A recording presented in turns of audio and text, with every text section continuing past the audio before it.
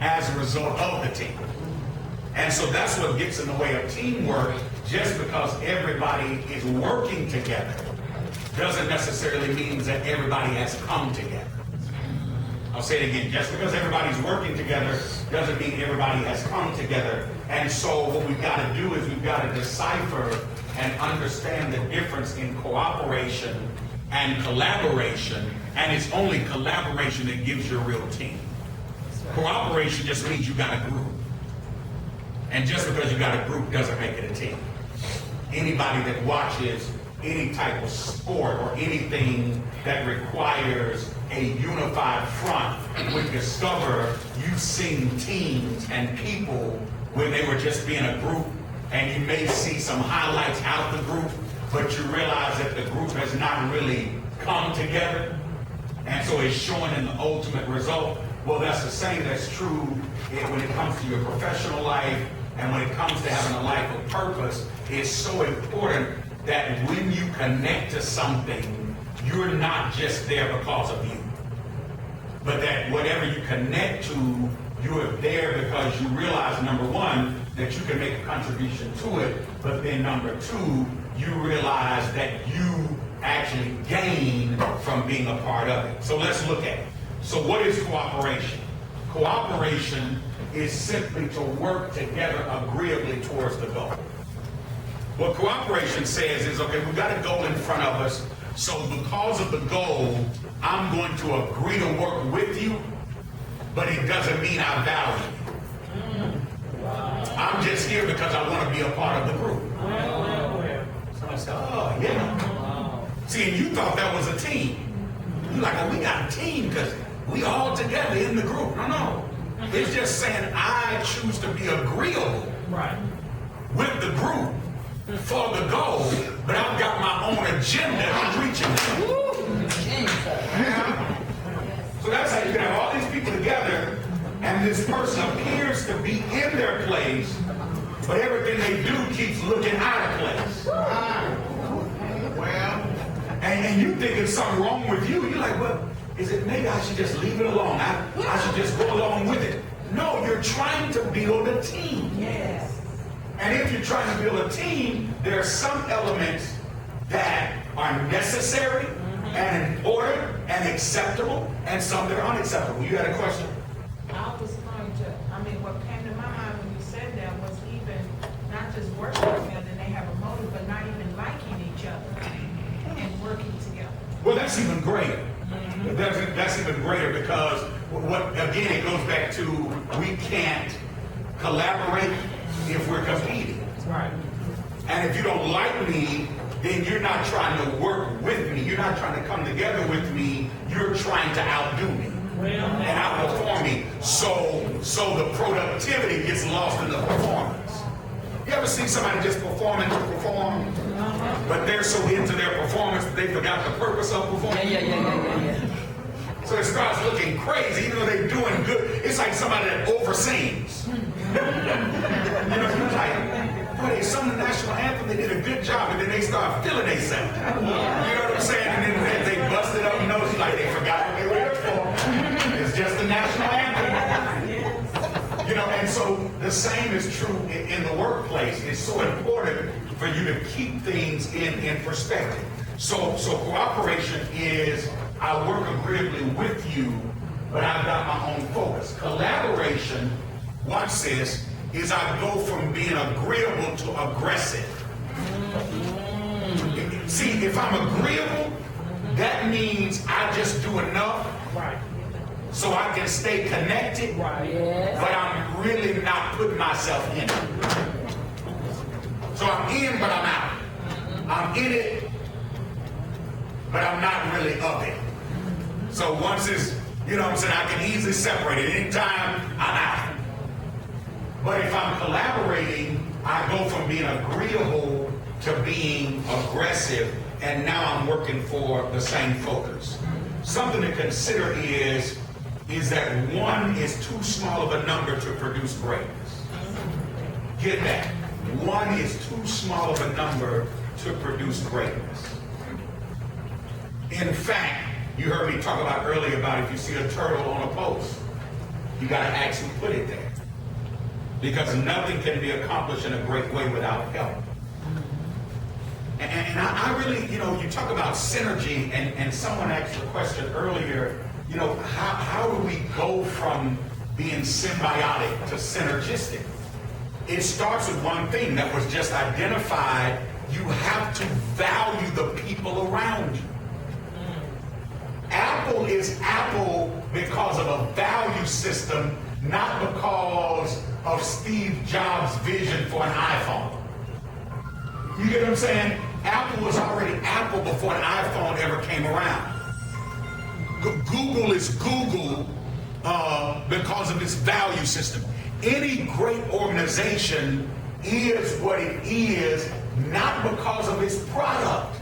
That's what we miss because we're so consumer driven that everybody gets into their little niche. Everybody gets into their little thing, you know, and this is my genius. And all of us have ego. And ego, in the Sigmund Freudian matrix, ego has a healthy place. But ego unchecked. And here's how ego goes unchecked. Ego is unchecked when it's not accountable to the thing that the ego is being used in. That's the difference in somebody who's very erudite, intelligent, intellectual, and articulate, who takes simple things and make them complex. Come on now. And somebody who has the gift of communication and they can take complex things and make them simple. It's only one thing that's the difference. The person that's making simple things complex wants to show you how much they know. The person that's taking complex things, making them simple, is showing you how much they care. Yeah, that's good. Both of them have ego. Because ego drives greatness. It drives productivity. So anybody that says they don't have ego, I don't want to be bothered with them. They're bored. Everybody has an ego. You were born with it. That's a part of who you are. It's a part of your human construct. But that ego left unchecked, and a knowledge not filtered through care. Knowledge not filtered through love. That's the difference in a communicator and an educator. Because they can both have the same degrees and the same knowledge base. But an educator, when they get through with you, your head's spinning. You're like, ooh, that was profound, but I didn't get it. Sound good. Wish I knew it. A communicator will take you to that same edge of profundity. Dangle you there a minute like a puppet. Wait for you to holler uncle and then pull you in. You go, oh, I got it. Because one was just trying to show you what they knew. The other was trying to show you how they care. That's the key of going from a symbiotic culture to a synergistic culture. In a symbiotic culture, everybody walks in with their resume over their shoulder. I am Dr. Fatback. You get me? And they want to show you, who they say, with collard greens. They want to show you who they are, what their pedigree is. Now, never mind, they've never had any in the field experience. Never mind, can I give it where the rubber meets the road now? You dealt with everything else. Let's bring it home now. Never mind, they have no people skills.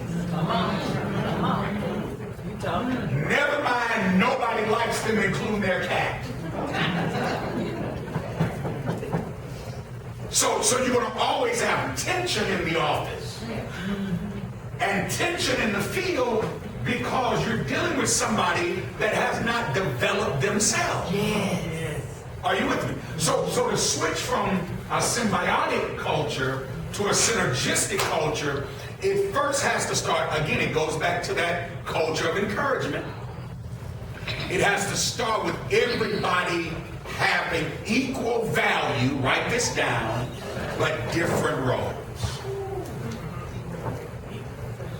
A collaborative community or a culture of collaboration is equal value but different roles. If you look at the core of the success of Apple, that's how they operate. So that's for the whole casual workplace. Same with Google and Yahoo. So you don't have, the CEOs walking around with a three-piece suit on and those at the bottom, walking around in jeans and t-shirts with a logo on it. Everybody looks the same. You walk in an Apple store, it's the same way.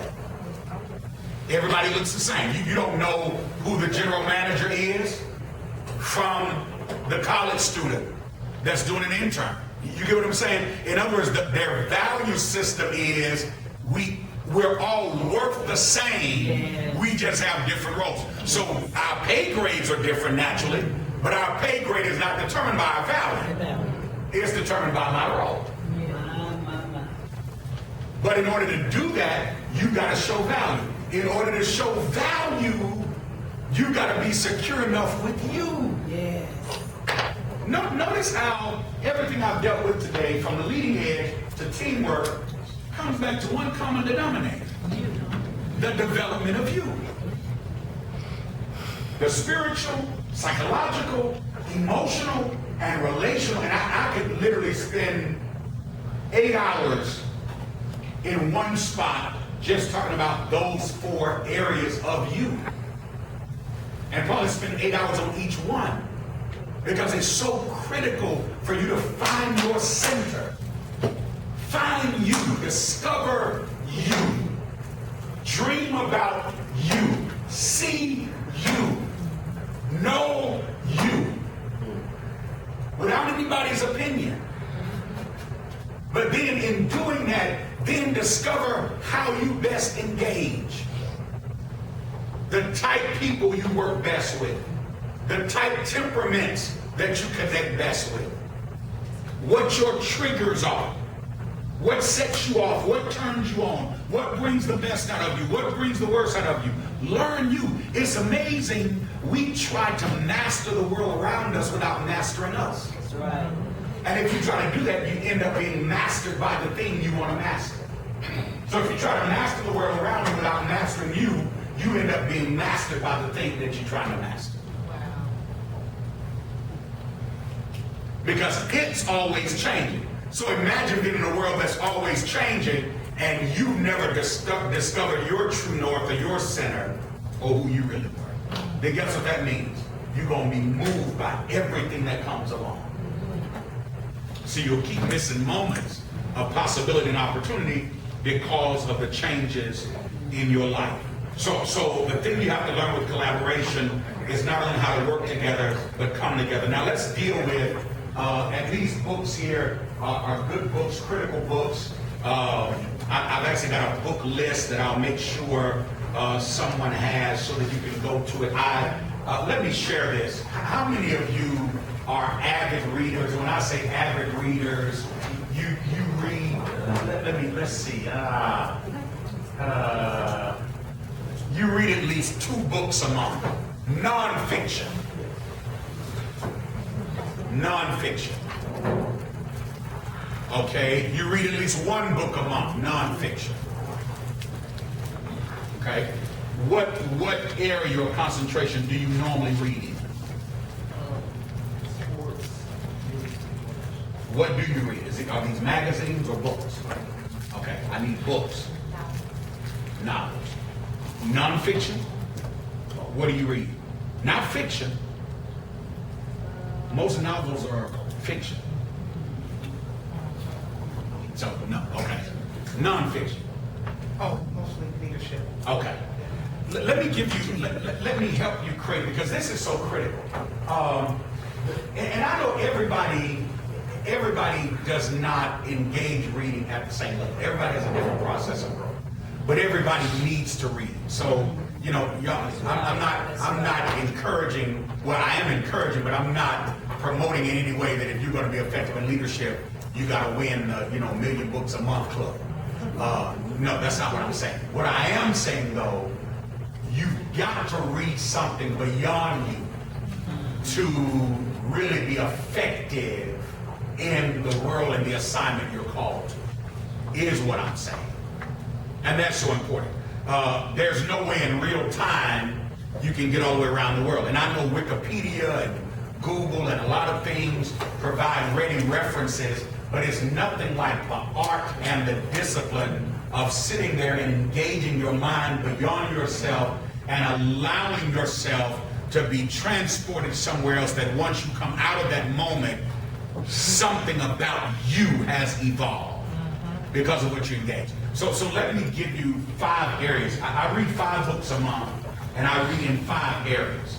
I want to give you these 5 areas, and it may help you to build what I call a living library, because I think it's important. You don't have to try to cover all these areas every month, but just start in one of them. Find the one that you like the most, and I'll tell you why I read in these areas. So number 1 would be poetry and philosophy. The reason I read poetry and philosophy is because that's where I expand my thought process for communicating. I read poetry and philosophy for the sake of communicating, not what I communicate, but how I communicate. There's something about poetry and philosophy that just puts a rhythm, a melody, gives you the right syntax, helps you to use the right words in the right way at the right time. It pulls people in. It helps you to tell a story. So that's why I read poetry and philosophy. And I try to read classical philosophers, classical poets. I read some modern authors and writers as poets and philosophers, but I try to stay classical. When I say classical, I'm saying 18th century back. Okay? You just get more out of it. I'm not much for a lot of contemporary writing, because a lot of it has been so diluted with colloquial, and it's not given to serious thought. So that's one. Another area I read in is psychology and sociology, and they go hand in glove, because when you're dealing with the work of the mind, you realize the work of the mind is directly connected to the actions of people and the patterns of people and what's become social norms. So psychology and sociology helps you to engage people, okay? Then I read biographies and history, particularly about great leaders. I love reading biographies. And like I said, even on TV, there's A&E and the Bible Channel and the History Channel, and they have good things from time to time, but it's nothing like you engaging. And if you're into social work, go read about some great social change agents. Read about individuals that shape public policy and the thought process of what the norm should be in the welfare of people. Study that. So psychology and sociology.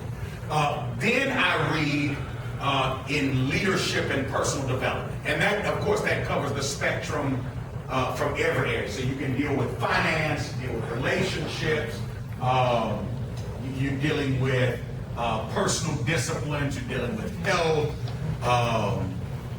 you're dealing with how to move people, and then naturally, the last area, which would probably be first, because along with my professional pedigree, I'm also a pastor and a spiritual leader, along with being the CEO of the Impact Group, which is a leadership psychology and public policy firm. So I also read in theology and spiritual development. So those are the 5 areas. Anybody need me to repeat any area?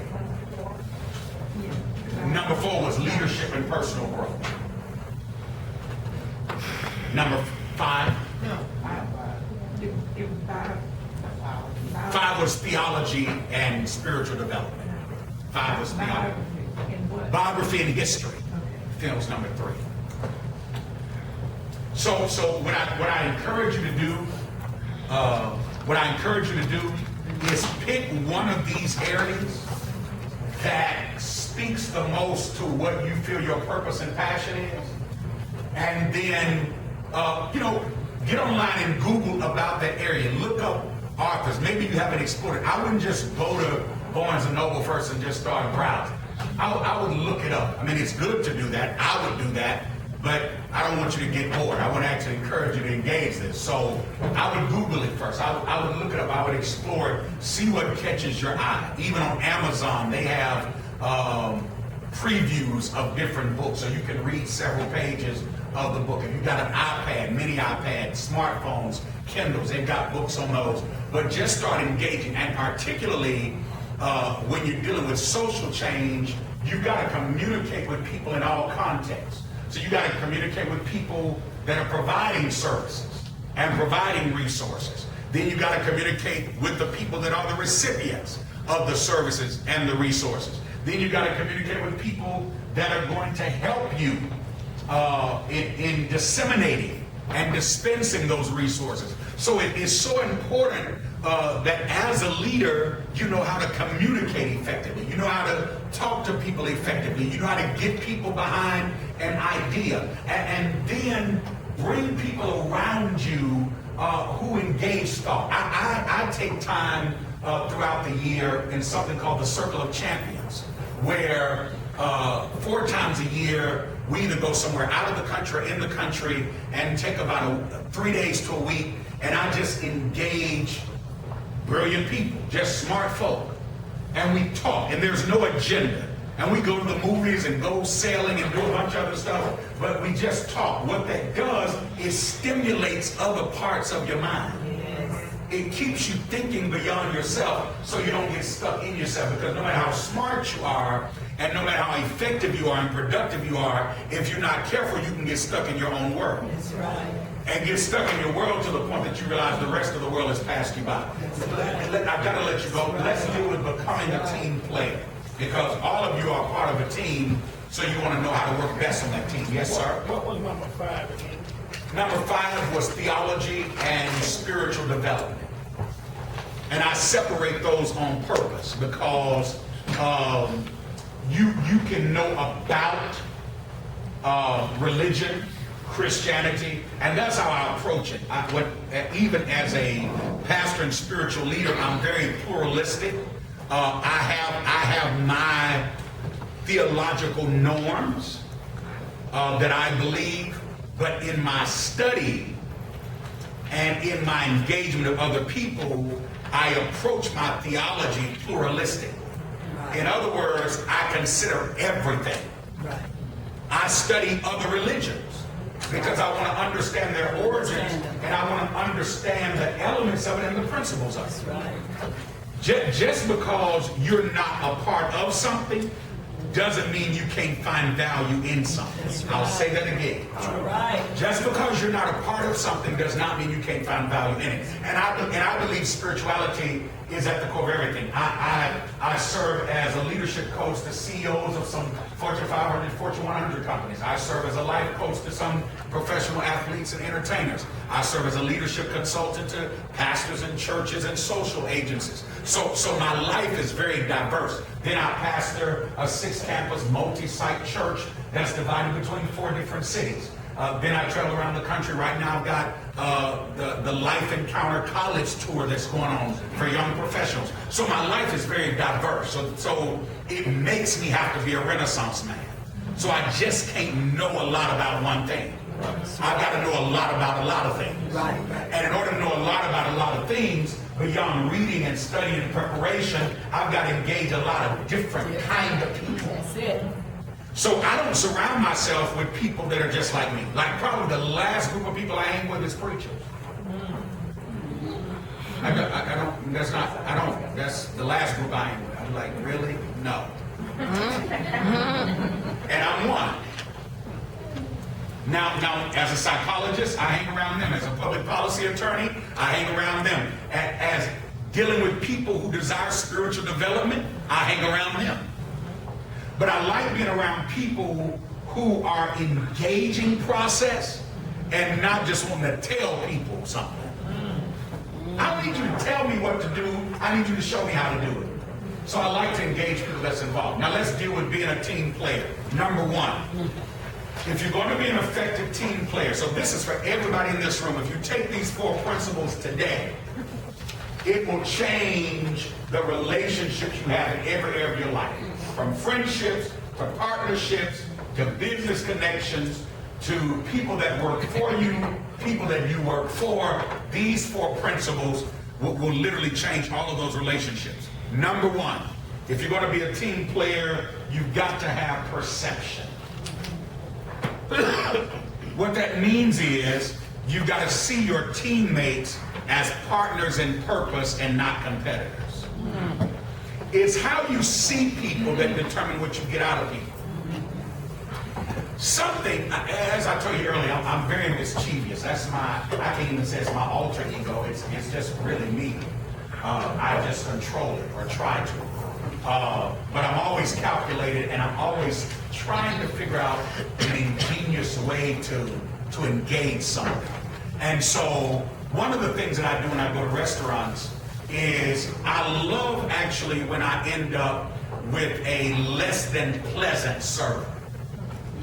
I'm actually challenged by that. The reason I enjoy that is because I make it my business for the entire meal to make them a convert of kindness. No, seriously. I mean, and the worse they are is so I'm sitting there enjoying it because by the end of this meal, you're going to be as nice to me as I am to you. To the degree that I've had times when we come to the end of the meal and I said, "Are you okay?" Like if they didn't convert during the meal, when I come to the end, I give them an object lesson. And I tell them, I say, you know, I sat here for 45 minutes and I tolerated your unpleasantness. I was like, you didn't speak, you were disconnected, you didn't really give attention to details. And I just want to know if you're okay. So I always hide it or disguise my assessment in concern.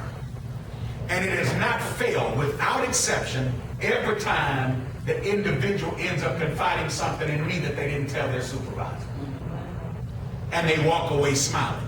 You know why? Because I just believe that the most important thing that you and I are humans. That's greater than every academic credential, that's greater than social status, that's greater than money, that's greater than your job title, that's greater than what your business is, or even your purpose and passion. The greatest thing that you are in your life is a human being, and because that's the greatest thing that you are, other human beings ought to be better by your humanity. So every morning I get up, I only try to be one thing first, and that's a great human. That's it. Now that translates into all the things I have to be. You get what I'm saying? But my number one priority is I want to be a great human. So I practice it everywhere.